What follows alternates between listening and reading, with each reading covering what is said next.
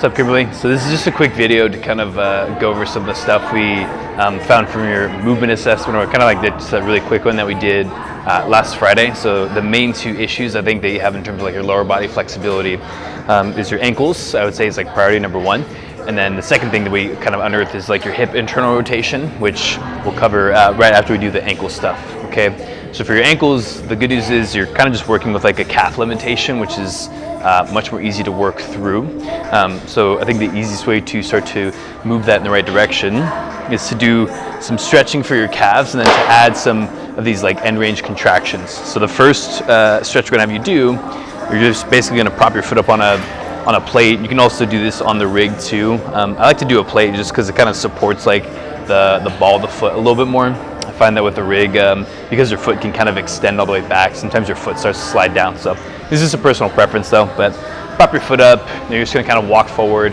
And the main thing you wanna feel is like a good stretch in the calf. So kind of like the belly of the calf, more in that area. You don't wanna feel like it's really pinpoint to one spot. You also wanna feel like you can sit in the stretch for a while. If it feels like something where it's like, oh man, I can barely stay here for like 10 seconds and you're too far into the stretch, okay? So you're gonna hold it for preferably about 2 minutes, like 90 seconds if you're really strapped for time. And over the course of that 2 minutes, we wanna feel like some of that tension in the calf is starting to dissipate, so the calf is starting to relax a little bit. At the 2 minute mark, we're gonna add in a little contraction, so we're gonna gas pedal our right foot. And so the motion is gonna be this. And I want you to think about pressing basically like the ball of the foot into the plate, as opposed to just pushing down from the big toe. So we're in the stretch, so we've been in for 2 minutes. We're gonna start that gas pedaling motion, and we're gonna start really light, like 10, 20%. And what we wanna feel is some tension increase in the calf, that same muscle that we're stretching. And if you feel comfortable, you can start to like press down a little bit harder, up to like 30, 40, 50, maybe even 60%, but I wouldn't go far beyond that for now. So just pressing down a little bit, kind of gas pedaling into that plate. Say we've held it for about 30 seconds. We're slowly gonna relax that tension, so we're not gonna go from pressing down to immediately just relaxing. It's gonna go from pressing down, so say we're at about 50%. We're gonna try to take away 10% at a time over the course of about 10 seconds to kind of slowly let that tension dissipate. So after we've stopped that gas pedaling motion, the other thing we're gonna do is try to strengthen up this front side. So while we're in this stretch, I'm gonna try to basically pull my toes up towards my shin. You're not actually gonna get any movement just because of how far your ankle is into its end range of motion. But what you wanna feel is a good amount of work on this front side, so mostly like the outside of the shin area, and a little bit more stretching on the back side. Okay, so as long as you feel that, you can stay here and do that contraction. So again, for this one, we're gonna hold for about 30 seconds. After that 30-second mark, you're gonna slowly relax and then let your leg kind of stop contracting, okay? And if you do have extra time, something you can add into is some eccentrics. So the eccentrics are basically using a box, and I think we talked about using like a pull-up bar too, but basically you're gonna do a calf raise and then try to shift your weight to one leg and then eccentrically go down to the bottom position. And I'll show you a couple. So for the eccentrics, just set up a box underneath the pull-up bar. You're gonna come up with both legs, shift your weight to one side. So in this case, I'm shifting my weight to my right side, and then really slowly just do an eccentric. So I'm coming all the way down into that bottom position. Until I feel like my ankles run out of room and I can't go down any further. As you get to the bottom, you should feel a pretty good stretch in the calf. I'm gonna hold for about 5 seconds. And after that 5-second hold, we're gonna shift the weight back to both the feet, come up to the top. So we have both the feet coming up to the top.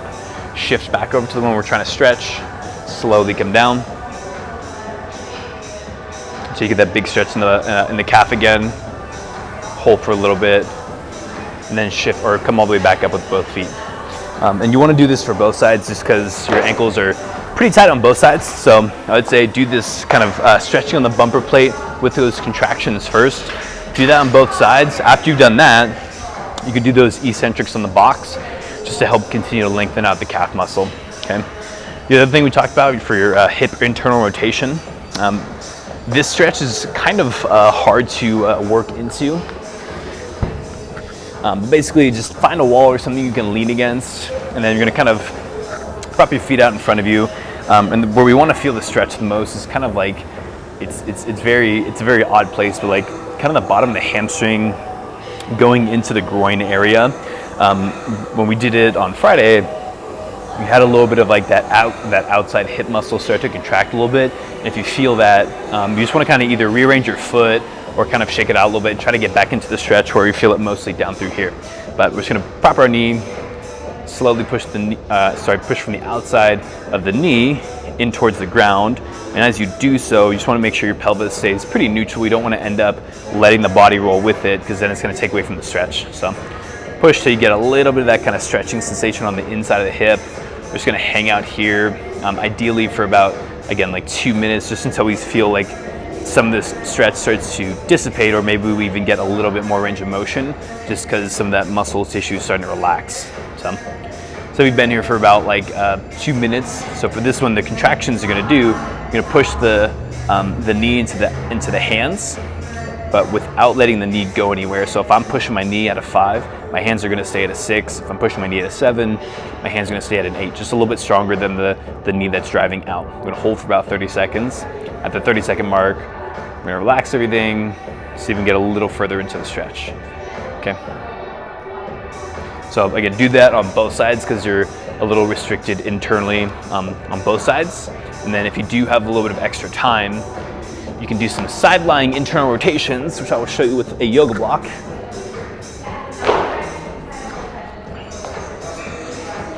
So for the side-lying internal rotations, we're going to grab a yoga block. You can also use like a foam roller. Those work really well for this as well. But basically going to squeeze the block between your knees and try to really pull in from each side. And then from here, without losing any of that squeeze with the knees, we're going to drive the outside of the foot out as far as we can. We should feel this top muscle starting to work here. And really what we're going for is we want to produce enough force to start to get this leg to shake, because that means it's working pretty hard. And we're going to slowly come back down. Keep squeezing with the knees. Drive back up. Try to really push. Feel like you're kind of tiring that muscle out, just like you would for like a back squat or a press or anything like that. You can do anything from like 4 to 6 of these. The intensity matters the most. So if you do like 3 or 4 of them that are really, really hard, don't feel like you need to keep going. Just do the other side. Okay, just kind of go till you feel like you've tired that muscle out. Okay, that should about cover it. If you have any questions, just shoot me a text.